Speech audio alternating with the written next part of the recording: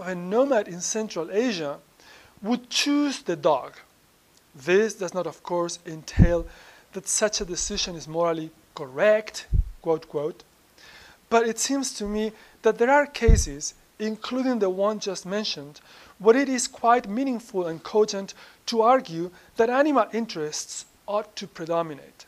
Now, what do you think of this? What do you guys think of this? Martin, Noel, what do you guys think of this? Let me read again to you. Okay? It says, many and most people, if specifically confronted with having to choose between the life of the family dog and the life of a nomad in Central Asia, would choose the dog. Do you agree with that? What in Central Asia? The life of a nomad in Central Asia? That's what's close to them. It's You think people would do that?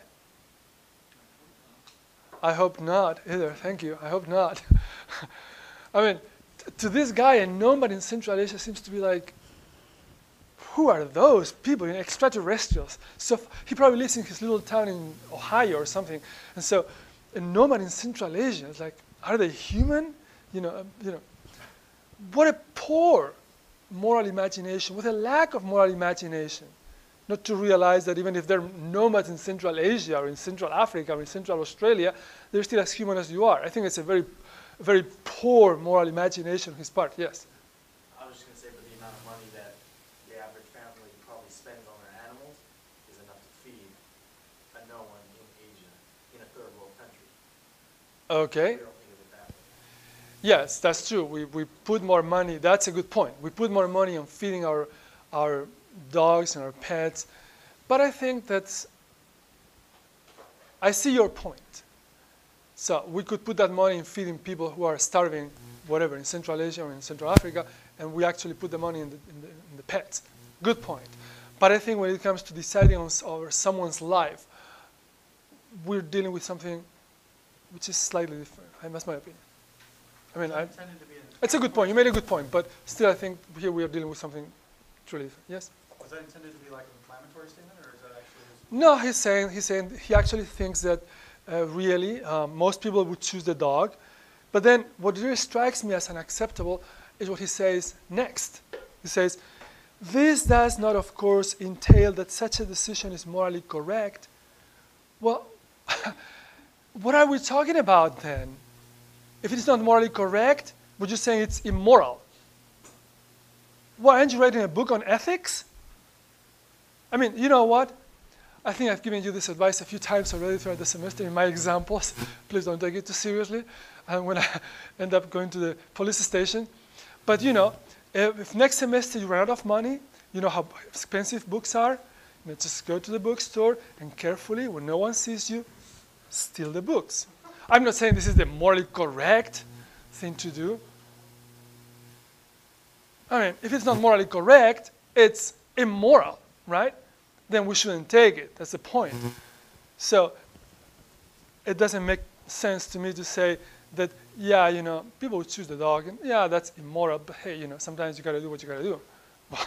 You got to do what you got to do. It's kind of the thief's mentality, right? Yeah, I know it's immoral, but you got to do what you got to do. But then what are we talking about? So, okay, now we move on to Tom Regan. Doesn't get much better, I tell you.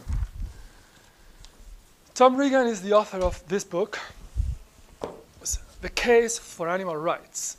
It's like a major building block in the field of animal rights. 425-page book. And after reading it, you expect a better conclusion, to tell you the truth. I don't like to be that critical with authors, but in this particular case, I have to be. He says, look, there is no essential difference between certain humans at least, and animals, or certain animals at least. As Jeremy Bentham said, a horse or a dog or a cat are more conversable animals, more rational in a sense, than certain humans who are in a state of deep mental retardation. So if that is the case, why are we discriminating against animals? Why don't we respect their right to live and to be happy? But then, if you take that position, which you could call that position the sanctity of life position, which is, by the way, what Bernard Rollin takes also in his in his book. They're alive, they want to live, therefore they have the right to live. Basically, as simple as that. Well, fine. But then the problem is, where do you draw the line? In other words, there is no inseparable line anymore. Animals and humans are essentially the same. There is no inseparable line. But now what you need is a dividing line. Because if all animals have rights, and we're bound to respect their well-being, then that will have to apply to roaches, mice, scorpions, and bacteria, and viruses. They're alive, they want to live too, right? Well, then we have a problem there.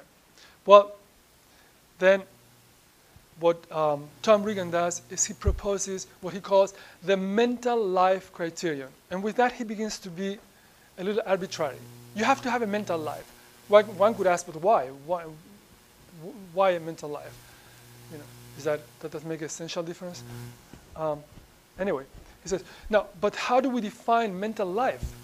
Since, you know, there are humans, we know what our mental life is, but what is it like when it comes to a person with a deep state of mental retardation, a baby of 2 or 3 days old, or a person in a coma? How do you define that mental life if you want to make them part of the moral community as moral patients? Well, in very basic terms. Having desires, preferences, expressing preferences, and having non-propositional beliefs. Now, what is a non-propositional belief? Propositional, okay, P-R-O, not prepositional, propositional belief. A proposition is a statement that can be true or false. A propositional belief is a proposition that begins with the word that. I believe that it's going to rain. I believe that President Obama will travel to wherever. So you believe that. Now, we have those propositional beliefs, but we also have non-propositional beliefs. If suddenly we begin seeing smoke coming from under the door or smelling smoke, we automatically assume or believe that there's a fire out there, right? If it smells like food, we assume there's food somewhere in there. We don't need to express that with a that clause. Now, animals do not have propositional beliefs. They don't believe anything about President Obama or anything like that. But they have non-propositional beliefs.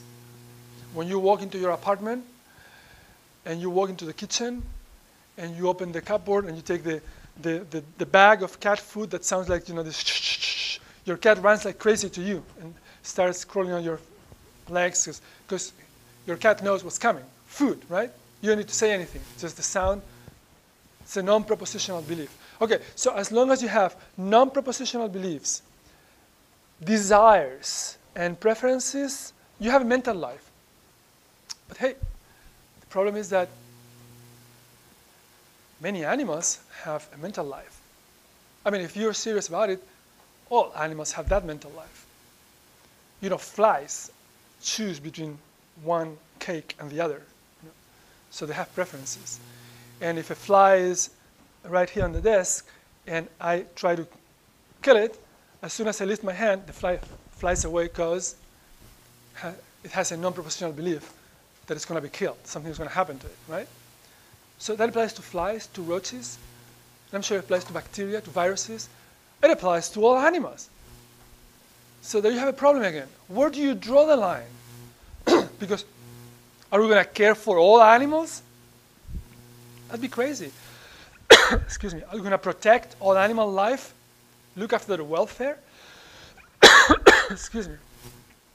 Well, this is where Tom Regan comes up with a very bad solution, an arbitrary solution. He says, no, it doesn't apply to all animals. It applies to mammals 1 year or older. Why mammals 1 year or older? Because I say so. Because you have to draw the line somewhere.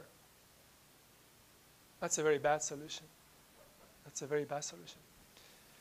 Can you guys come up with a better idea, a better solution? than John Regan?